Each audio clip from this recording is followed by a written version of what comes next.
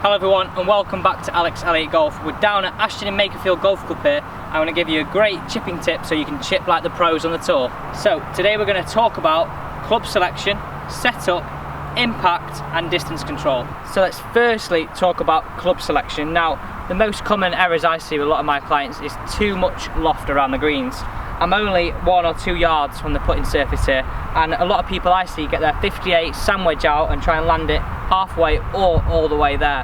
It brings a lot of risk and it takes a lot of effort in order to get that ball close to the hole. I've got my 8-iron here. I'm going to chip and run, get that ball rolling as quick as I can, almost like a putt, making it easier with less effort, getting that ball closer to that hole. This is only going to increase your consistency around the greens. Next, let's talk about setup. Now, a lot of people I see, they think, right, got the ball on their back stance, the hands really far forward.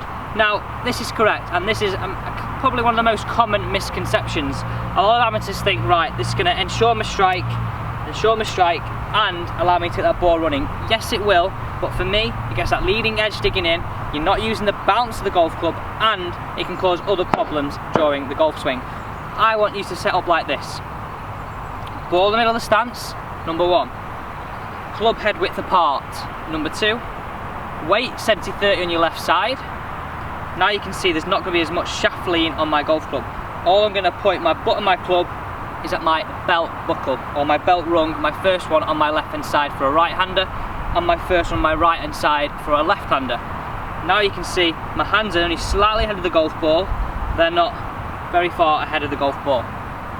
Ball in the middle, on the left rung, 70-30 on my left hand side. Now you can see my shoulders are level. This is going to allow me to swing the golf club back the same distance through, and not hit the ball on the up. Now the reason for that setup and the differences between it on the back of your stance, if you look at my shoulders here, the further my hands go forwards, the more tilted they get, the more on the up. Now if we were to rock and make a nice pendulum motion like this, we'd be rocking on the up. Now this can cause thins, schools across the green, top shots, again very inconsistent. Whereas now ball in the middle of the stance, put the club at my belt buckle or my belt rung, my shoulders are more level, I can rock it back and through, more neutral, more square, more consistent contact on the golf ball. So another way of thinking about getting this weight on the left side is feel like we drop that left shoulder.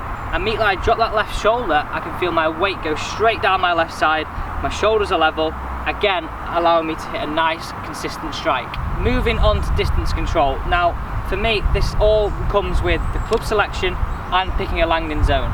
My rule of thumb, or my common rule, is try to land that ball a yard to 2 yards on, or the first available flat spot, because that first yard or 2 could be very slopey and knock that ball off to the left or off to the right. I'm going to highlight my landing zone. A yard to 2 yards on.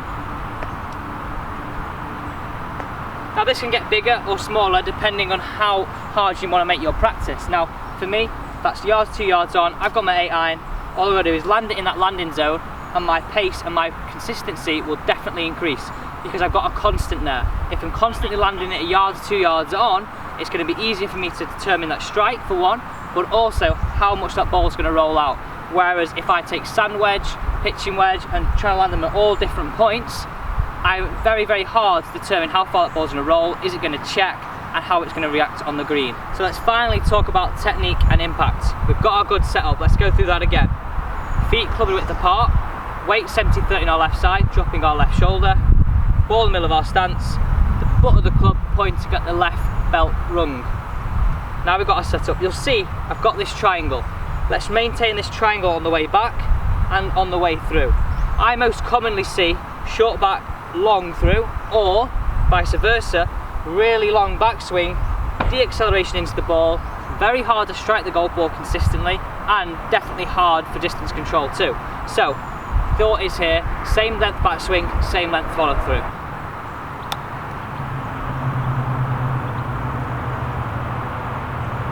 Once again, thank you for watching this week's tip on Alex Elliott Golf. Hopefully now you can go home and chip like the pros at your golf course. As always, don't forget to hit the subscribe button and keep up to date with everything Alex Elliott Golf.